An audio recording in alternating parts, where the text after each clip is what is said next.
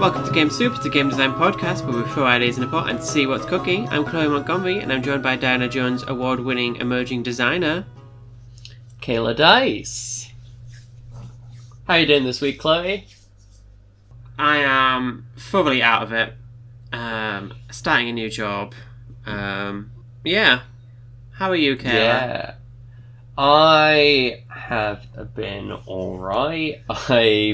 That's a lie, but, you know. No, I've done some more work on, like, that noir thing. I've started maybe just, like, writing out some stuff. Some small things, mainly just on my phone and whatever.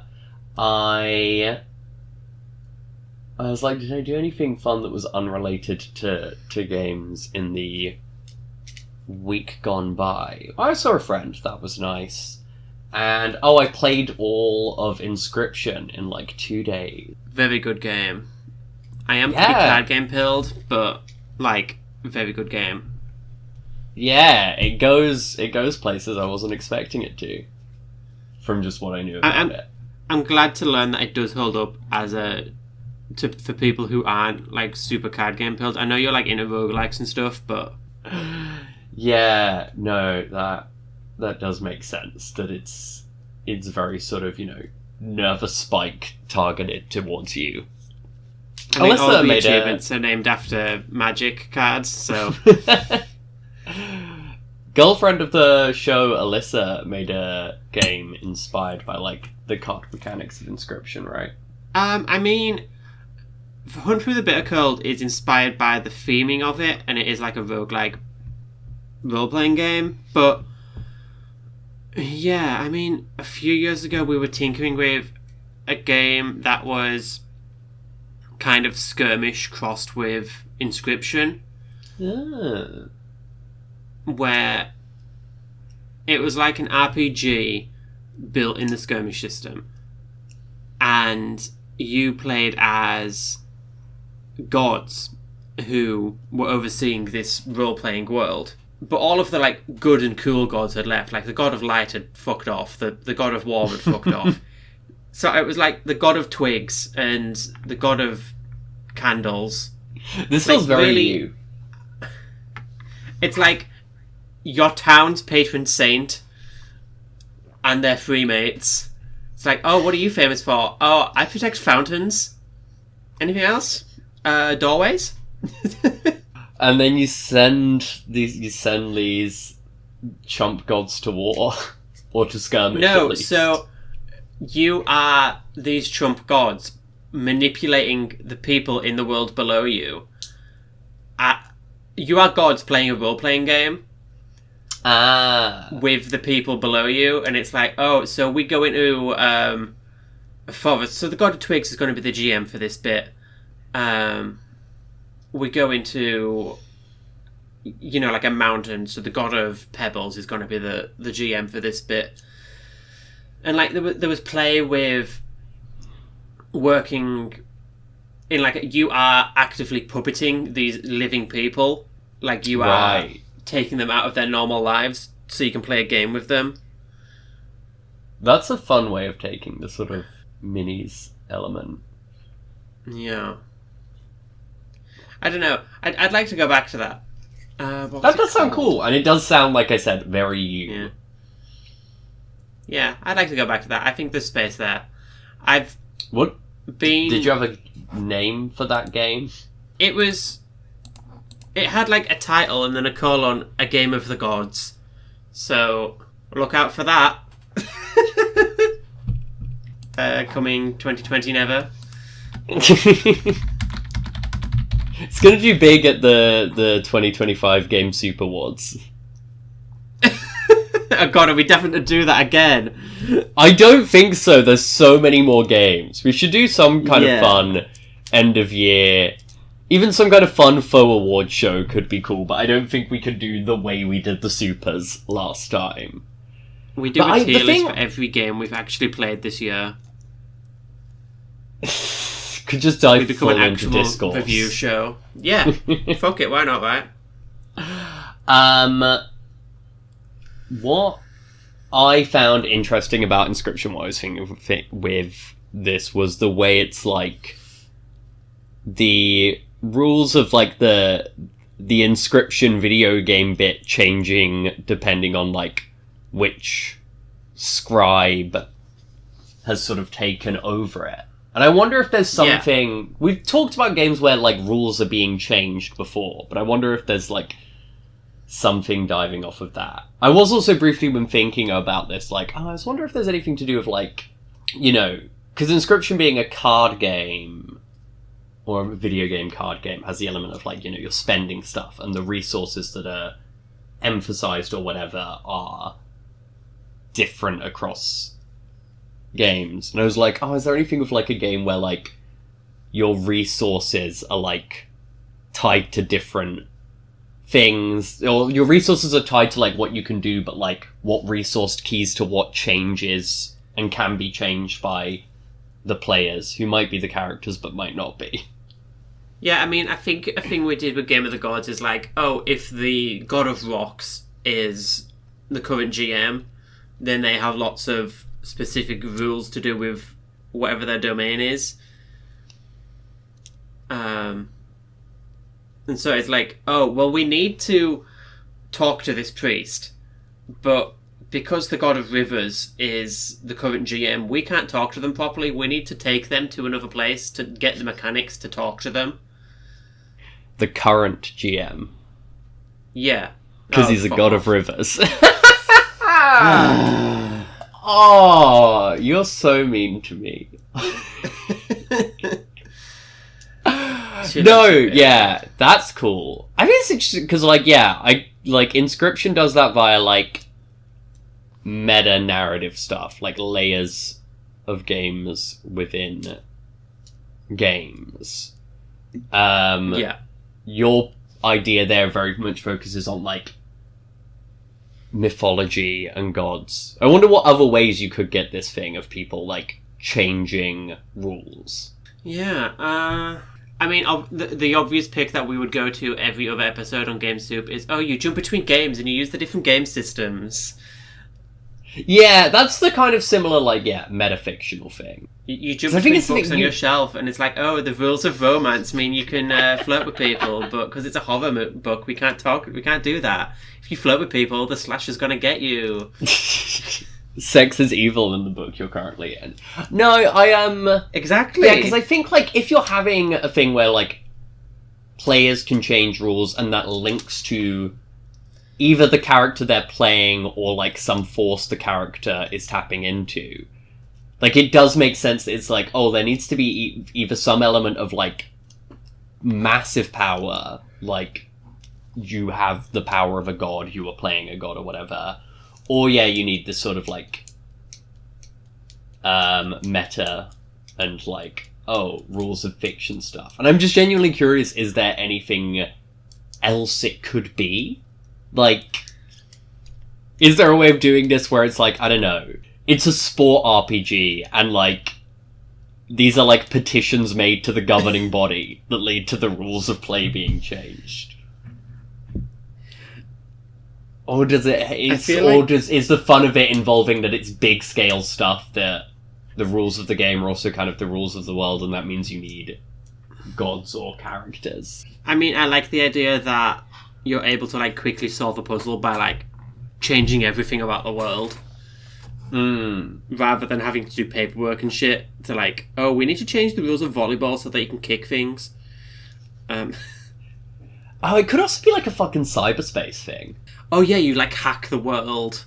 Yeah. Like, either you're, like, you know, it's, like, cyber goggle plug-in characters, hackers, or you're, like, sentient programs, maybe trying to escape something you're in. Yeah, it's like a which could be a game if we wanted it to be that, or, you know, it could be just big virtual world. This could be, like, a weird one-off terminal spin-off where you play as programs rather than the hackers, but, like, obsolete programs. Yeah, and you're trying to avoid the definitely not Agent Smith. Yeah. That would actually be fun. I don't know if I'd ever do, like... Yeah. Have you ever done, like, spin-off games? I mean, we did Mousewife and then Mouse in the House. Which are kind of like sister games. Or one is the husband to the other. Let's not look into that.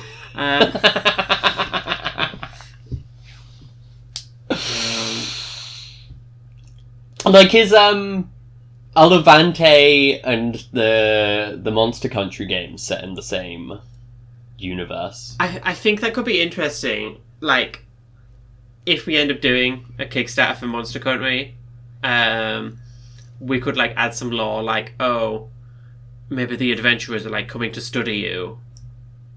And you have to teach them about how goblins actually behave so they don't kill you with big swords. Yeah, that's such a quite teaching the heavy meaning of plot goblinness. line, but yeah, actually, yeah, maybe go like that. But no, that's interesting because I did like 2 games or 3 even, which all use that like Old Gods and Young Guns setting, and one of the scenarios in Nemesis Revealed is kind of like a prequel for that. And I've often said like I do think like things like Infinite Dance Floor. And Psycho Dungeon and stuff are like, are like soft set in the same universe. But yeah, outside of the Old Gods and Young Guns stuff, which never like hugely picked up. Because the idea of this, if it was a Terminal related game, it would probably be called something like Terminal whatever. It would have a subtitle. It would be like, I think if it would make so much sense and be quite fun to do this if Terminal was bigger. But I've been tinkering in my head for the last few weeks about like a aerial plane combat game. I think I've sent you some jokes about it. Yes, it's called Dogfight. You play as anthropomorphic dogs. You know, what if it's just set in the same world as Rebellion 30XX, the worst game I've ever written? That's the thing. I guess it's an interesting difference between like setting something in the same world just because you can, which is kind of how like the Nemesis Revealed stuff has worked and the Psycho Dungeon Ritual Magic stuff, versus like labeling a game of a spin-off when what you're labeling it as a spin-off from is semi-obscure. I guess I could just name it Terminal something, or include the word Terminal in it, but in a way that still makes sense as a standalone title. And it's like, oh, if you know like, Terminal, you recognize it's the spin-off of this, but also the name, like, Terminal Condition, or whatever. What's the subtitle for Terminal? It's like hacking action digital, or something. Yeah, that's not a formal subtitle. It's just, like, the tagline on the game, but, like, a digital pirate what if it was, like, Programs, Digital Hacking Action or something? Oh yeah, something that like clearly labels it to people in the know. Yeah, no, that would also make some kind of sense, like evoking the subtitle in a way. I realise what we have proposed, is the Metal Gear Solid Revengeance lightning bolt action to Terminal's Metal Gear Solid tactical espionage action. In my head, I was like, wait, do you have a Metal Gear Solid tagline? that actually would be cool. I could imagine myself doing this if any ideas ever caught me enough. And also, it would also be a fun thing to do, I guess, after doing Terminal Reloaded, because I think that expands that setting in a way that's very fun, and also kind of lets it not feel like it becomes maybe a more I feel it becomes less of a capsule game via Terminal Reloaded. Yeah. Speaking of capsule game stuff, do you want to do another segment of Dicey Diaries? Jesus, do I have to sing? I mean, I've got a receipt with my notes for dogfighting on it. No. You don't have to sing. I could sing Dicey when Diaries. Kayla's got an idea for a game, but she's got ideas she hasn't written down. It's Dice Diaries. I realised that you've only called it Dice Diaries, and I today decided to start calling it Dicey Diaries. Oh, no, that's too close to Dicey Dungeons. That's cute. I think I'll be killed for that sound effect. No, I have been thinking more about character creation for this noir game, which I'm currently liking the idea of calling Strangers in the Vast Dark. I like that. Also, maybe I'll settle on They Live in Space or something. But with I'm now like, oh, there's this setup phase before each case where you take your, like, up 1 to 3 main characters and you, like, cast them in that case. And I was thinking for the 3 characters, I was like, they'll slot into different archetypes. I think, like, Survivor, Schmuck, and Investigator. Because it's like, yeah, the Schmuck is, like, someone from the mundane. The Survivor is someone who's like a denizen of the underworld. And then the Investigator is an enforcer on the fringes, and they're always kind of going to be opposed in this case, which makes sense and feels noirish and does mean your characters feel isolated even if you're playing with more people. And I've, for some reason, decided to do something like, or I'm currently weighing up at least doing something very opposed in terms of, like, for characters, you could either do this detailed life path character creation, or there's just pre-written ones. And there's no kind of middle ground of character creation. I like that. I don't know, I think that's like, yeah, you get either a very detailed character or a character whose, like, key points are shaded in, and they have a name and some backstory and stuff, so that's a quicker way of getting pick-up play while also having enough stuff on there. Yeah. I like the idea that you can then use these pre-written characters as, like, example of play guys, or like these guys exist in adventures or something. Yeah, they're implicitly also, like, modelling a lot of possibilities of, you know, how a character could look, and yeah, they can be used in lots of different ways, and also, I don't know, whatever I do end up doing with this game, I could, if I wanted, like, you know, get other people to come up with some characters or stuff. If they wanted to do a case or something. 100 that was a cool idea I have. We make your OC a pre-written character. Yeah, that actually itself could be an interesting idea. But, yeah, we can I can close the pages of my Dicey Diary, and you could tell me your receipt notes for Dogfighters. Or is it Dogfight? Yeah, so, listen, I don't know. Sometimes it's Warhounds. Warhounds sounds hornier than Dogfights. Maybe we can lean into that. You can hack into your opponent's screens and show them knotting. I don't know. Jesus. This is a family-friendly podcast. This one is explicit. Cool. No, so my idea is it's a hex-based tactics game, and all the planes have, like, depending on the parts that you put into your planes, it's kind of built on, like, Lancer. And, like, I've been playing a lot of Elite Dangerous, where you can, like, customize your ship really granularly, like, change the engine, change the guns, whatever.